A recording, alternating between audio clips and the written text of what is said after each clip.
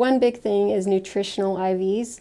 It's really, really high doses of vitamin C, and they also put other things like magnesium or glutathione to help with detoxing into those IVs.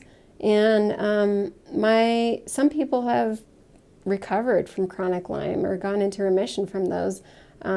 Personally, it doesn't do that for me. I find it as a great supporting therapy. It can really help kind of boost my immune system, but I personally don't see it as a cure, and that's just my strong opinion, but those can definitely be helpful.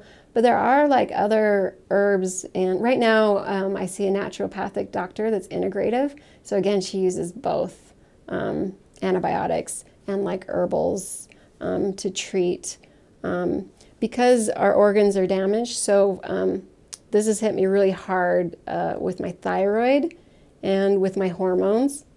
So my cysts are just covered, or my ovaries are just covered in cysts because my hormones have had a really hard time regulating. And then most people that have had it for really long also have severe adrenal fatigue. So your adrenals are not functioning how they should because you don't have energy because you're so fatigued, and like I have mitochondrial dysfunction, so my body doesn't do a good job of making energy, which means a lot of us live off of adrenaline. Whenever we have energy, it's from like an adrenaline form of energy. And when you keep living off that adrenaline, it just wears out your adrenals, which can be serious. A lot of people with Lyme have digestive problems. So when I told you when I went out to Kansas for that treatment, my stomach had just shut down all my digestion. I had really bad dysbiosis, and I wasn't absorbing anything. I dropped a lot of weight just because nothing was absorbed well. So a lot of us, recently we lost someone in the Lyme community from paralysis. I can't remember the exact name, gastroparalysis, just where it seizes up and it no longer works.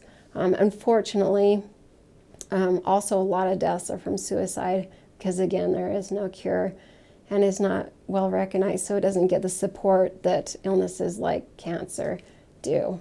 So it's kind of, again, going back to like we really are treated like lepers, and but it will be a part of everyone's lives because it is such an epidemic.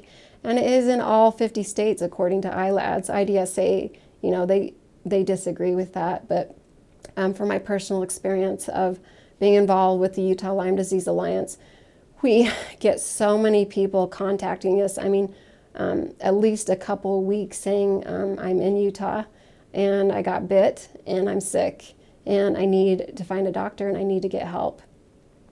So obviously, just from people's stories, we know Lyme is in Utah and in all 50 states.